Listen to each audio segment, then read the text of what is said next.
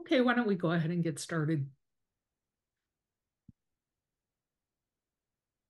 So, hello everyone. Welcome to Ask the Grant Writing Experts. I'm Dr. Meg Bouvier. You know me as the creator of your library of NIH grantsmanship courses. I have over 35 years of experience at NIH as an applicant, intramural researcher, staff writer, and now a full-time grant mentor. I've helped clients land over $500 million in federal funding, and I'm here to answer your NIH grant writing questions. So grab a cup of coffee and let's get started. So if you're attending live, just a reminder that you're in listen only mode. You can type your questions into the Q&A box. You can start typing them now if you like. So feel free to do that. If there are any comments that you want to make to contribute to the discussion we're having about anything, feel free to do that in the chat box at any time. And as always, if you're watching this as a recording, this is the disclaimer that we're recording this on April 3rd, 2024, and everything is true to today to the best of our knowledge, but things change very quickly at NIH. So I would encourage you always to double check and make sure that any information we're giving you is up to date. So what you should be viewing in the library now, this is a course update time for me because we're between cycles more or less. So we have released an update to, let's see, it was optimize your funding mechanism and the 4 rigor scoring criteria. I think within the week, we'll be releasing an update to navigate the review process. And I just finished recording an update to master the R series. So by the time we get that set up in the learning management system with all the e-workbooks and the course supplements and the CME approval, I would imagine we'll be releasing that sometime later in April. If you were not able to attend the live stream boot camp, we just finished those 4 sessions. And you'd like to look at those recordings, which also have updated slide decks associated with them, and lots of Q&A in there as well. That's also in your learning management system. So that's something new that we just started doing. We started releasing recordings of the boot camps. Any NIH updates? We have a budget. We finally have a budget.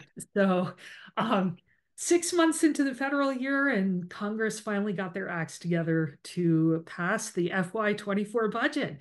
So it is as we expected. NIH has taken a funding cut for the first time in many years. Some institutes had level funding, which, when adjusted for inflation, of course, is a funding cut. So it's probably worth going into the NIH Office of the Budget page to take a look at what's going on in your institute in terms of their funding number. But for those of you, I know a lot of people have been reporting that their notice of award has been held up because they're, kind of near the funding line. So those notices should be coming out soon because the institutes now have a firm funding number. Perhaps equally interesting is that NIH has already started their FY25 budget approval process. So for those who don't know, the federal year begins on October 1, and the budget approval process begins usually the previous winter, like February, March. And it begins with NIH making a budget request. And that request is done in 2 ways. First, it's done in writing. So there's a report that comes out of the Office of the Director, and then there are reports that come out of each of the 27 institutes and centers that offer extramural funding. So those reports have been submitted to Senate Appropriations Subcommittee, and then there will be oral testimonies by the Office of the Director and by each of the institutes. Those testimonies have not been scheduled yet. And then, of course, all the shenanigans begin again, right? Where the administration makes a funding recommendation, the House makes a funding recommendation, the Senate makes a funding recommendation, and then the House and Senate duke it out until we have a funding bill. So why am I telling you about these appropriations reports? Because this is a prospective planning process on the part of each of the institutes and centers. So I would strongly encourage you, especially if you have an existing relationship with an institute or you're certain that you're going to be submitting to a given institute, like if you're doing cancer research, it's going to NCI. There's no gray area there. You might want to go look at their FY25 appropriation report and see what their future funding priorities are. You may get a glimpse into some of the RFAs that might be coming out in the upcoming year to year and a half. it can be really illuminating to see what they're planning in terms of their budget and their priorities. So the good news is that this is an election year, so it's unlikely that Congress is going to delay the budget. So for this fall, we should actually have a budget in October. It's the one time in the appropriations cycle where budgets are approved in a timely way because elections take place in November, and Congress wants to show that they can play nice with their constituents, so they pass the budget in October. So we won't have to go through this next year, and then we'll have 3 more years of these shenanigans. So anyway, that's the update on the NIH front. So more things on the horizon, changes to scoring criteria, et cetera, but we'll talk about those as they get closer.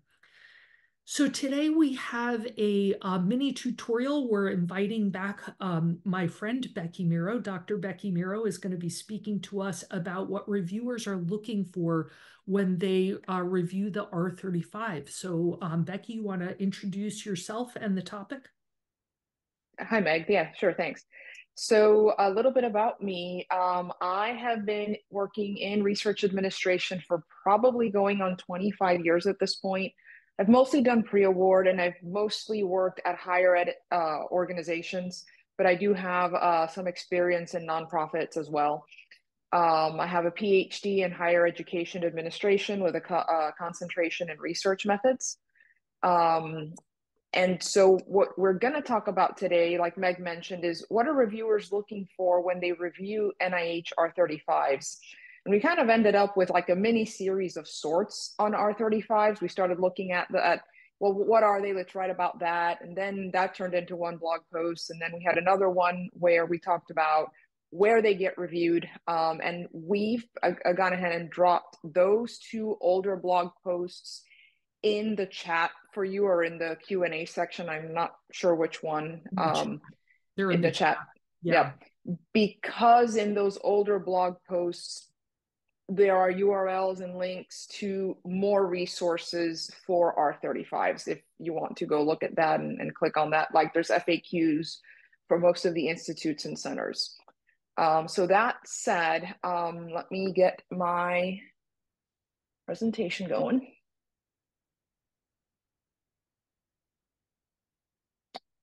Okay. So first of all, let's start with what is an R35 for anyone who may not have read the previous blog posts. And an R35 is basically a research project award that's awarded to outstanding investigators. And it provides long-term support for any research coming out of their lab as long as it's in alignment with the awarding institute and center's mission. So it's not awarded for a specific project, but rather for any research that gets done in that researcher's lab. And the idea is that this frees them up to do more like high risk, adventurous research, lets them pivot based on like emerging trends and so on. And so only 4 institutes and centers issue R35s: NCI, NHLBI, NIGMS, and NINDS. And so we're going to touch a little bit on each one of those and what their reviewers are asked to look for. So for NCI, they convene an appropriate scientific review group, and they review the applications for scientific and technical merit. And the SRG assignment is shown in ERA Commons. And the reviewers emphasize the following when they review the new applications. They're looking for evidence of important previous contributions made by the PI to the field. They're looking for outstanding research quality, continuous record of publications, landmark publications, honors and awards, and so forth. They're looking that the PI has demonstrated outstanding cancer research accomplishments of highest quality for the past 5 years. And they look at whether there's potential for the PI's impact on cancer research and influence to continue at that high caliber level. NHLBI actually offers 2 R35 awards, the OIA and the EIA. These are given, and I'll get to that to the difference in a second. They're given to experienced investigators who are PDPI on at least 2 NHLBI R01 equivalent awards and have an outstanding track record in research related to NHLBI's mission. So for the EIA, one of the 2 R01 equivalent awards must have been landed when they were at the ESI stage. And ESI stands for Early Stage Investigator. For the OIA, the 2 NHLBI R01 equivalent awards that didn't have to be ESI, or they have to be in the 6th or 7th year of support of an NHLBI R35. The reviewers are going to focus on the challenge and the gap in the field that the applicant has described in the application, the applicant's prior research contributions, and the impact that it can have on the research gap that has been presented, and the likelihood that this investigator's research program will continue on an outstanding trajectory.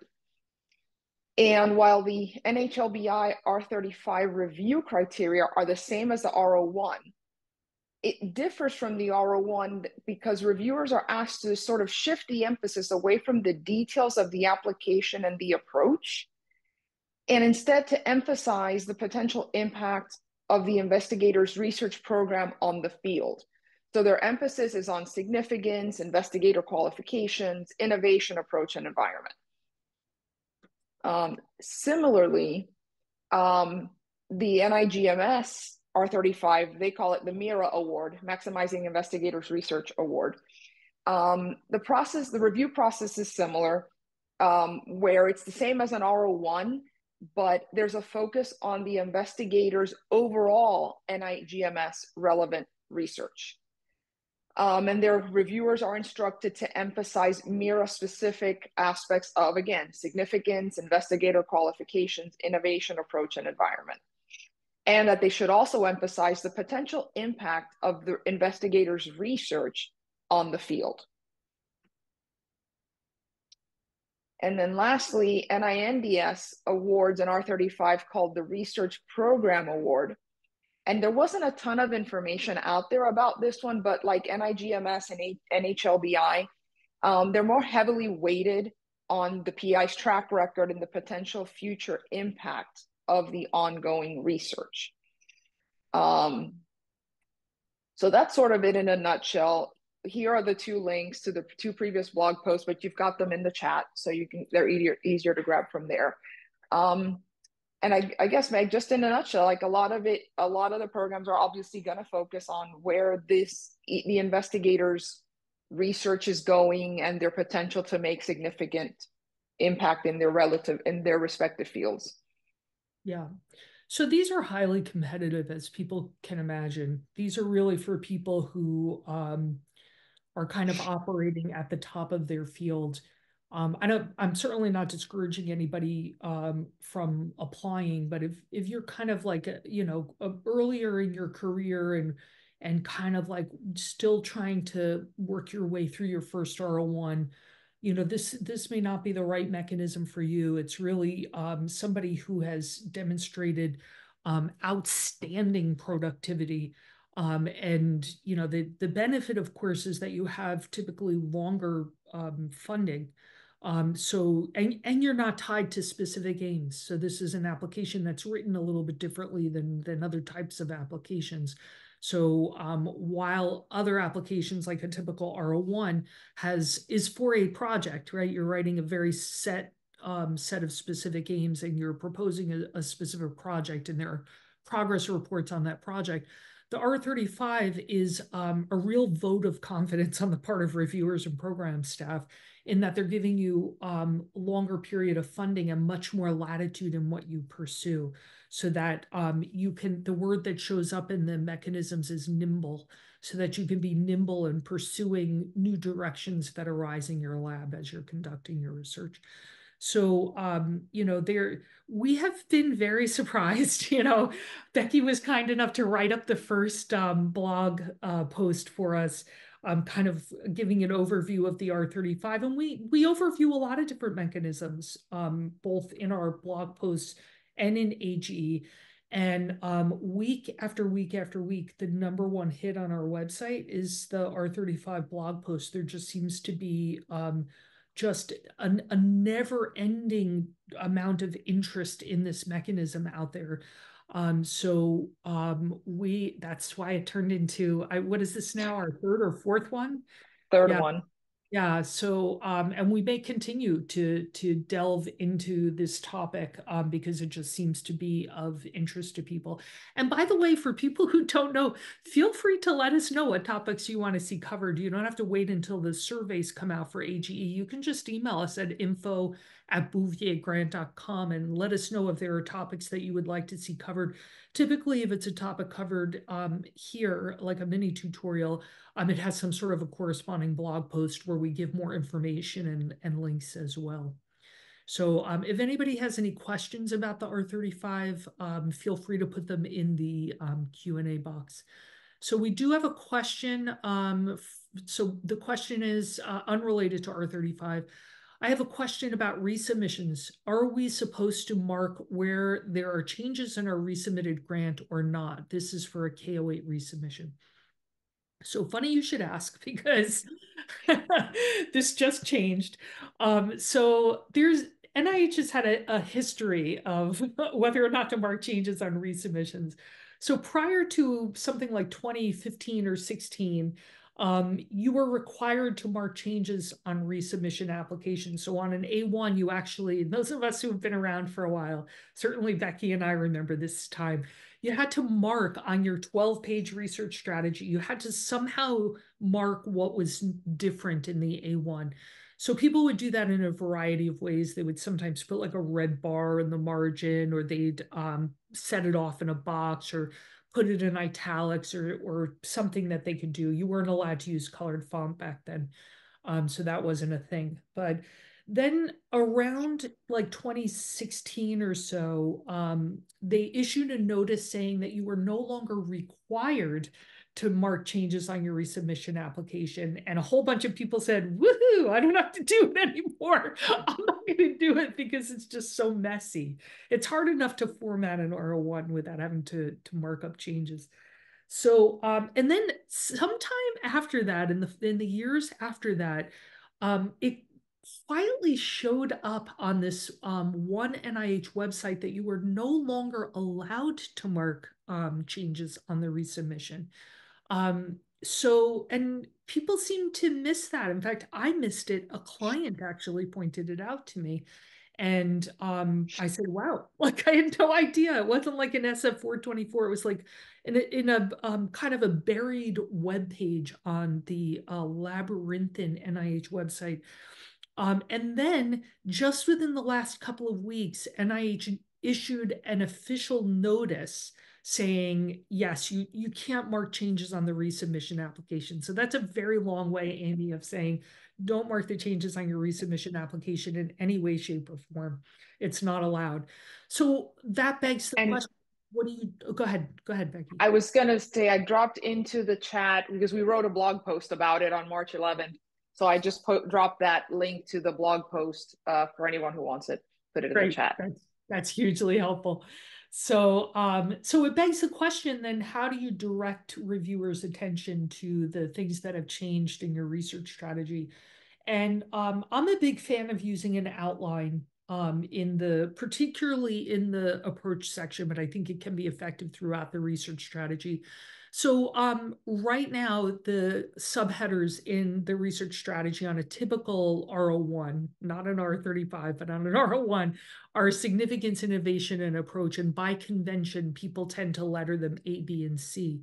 So if you're creating, your approach might be 9 or 10 pages of the 12-page research strategy. So it can be useful to have like C1 overview, C2 team, C3 preliminary data, etc. When you're writing your one-page introduction to the revised application, which is colloquially referred to as the response to the reviewers, you can refer to a specific section. So you could say, we've added more preliminary data in response to reviewer one's comment, and you can put parenthetically C approach, C dot 1.3 or something like that. So it's a way of kind of alerting reviewers to the parts of the research strategy that are new. So that's usually how I deal with that kind of thing. Um, okay, so she's saying, "Oh my gosh, I'm so glad I didn't mark any changes on my resubmission." I haven't been seeing those flagged as disqualified, and honestly, I'd be kind of surprised if NIH DQ'd them on the first round after the notice was issued. But just so you know, going forward, not to do it. Okay, another question. I have a question about writing a grant proposal using secondary data analysis. What does the scientific rigor section look like for secondary data analysis grant applications? Okay, so I don't know what kind of application this is. Often secondary data analysis is an R03. I don't know if it's an R01 or an R03, but it's going to look like anything else. It's just going to, if it's an R03, it's going to be shorter. And if it's an R01, it's going to be longer. But I would still look at the rigor samples on the NIH website. I have actually in the updated version of Master the R series that I just recorded, I have new rigor sections there. But it's going to be a lot of the same kinds of things, like what kind of analyses did you choose and why? What makes those analyses the most rigorous choice? You know, that kind of thing.